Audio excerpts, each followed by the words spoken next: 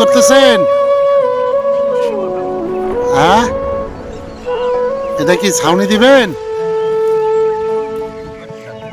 ও, এটা এটা মানে খ্যার দিয়ে কি করবেন এটা?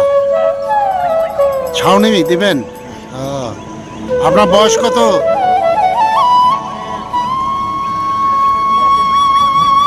100 বছর? বাবা, এই বয়সেও আপনি কাজ করেন? তাই নাকি? আপনার ছেলে পেলে নাই? ছেলে পেলে নাই না আরো অন্য কেউ করে? একলাই একলাই করেন এখন না?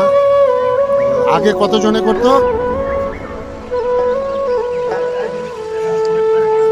বাংলাদেশের উত্তরের জনপদ গাইবান্ধার গোবিন্দগঞ্জ, এরই অধীনস্থ বাগদা ইউনিয়নের এক প্রত্যন্ত গ্রাম। এক সময় যে গ্রামে ছিল শতাধিক পরিবার, যাদের জীবন জীবিকা ছিল বাঁশ আর খড়। দেশ ভাগের সময় থেকে এই গ্রামের প্রায় প্রতিটি পরিবার বাঁশ ও খড় দিয়ে তৈরি করত দৃষ্টিনন্দন ঘর, বাঁশের বেড়া, ডালি, খোলা, ধানের ডোল। এ ছিল শুধু পেশা নয়, এ ছিল ঐতিহ্য, ছিল পরিচয়।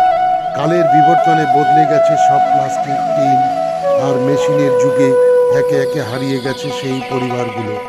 আজ সেই শত পরিবারের ইতিহাস বয়ে চলেছে মাত্র একটি পরিবার।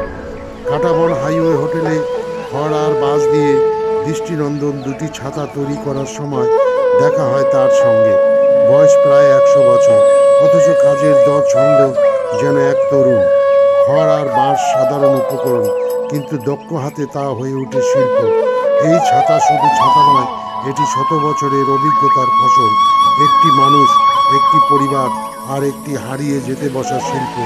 শেষ কারিগর, আমাদের ইতিহাসের এক জীবন্ত অধ্যায়।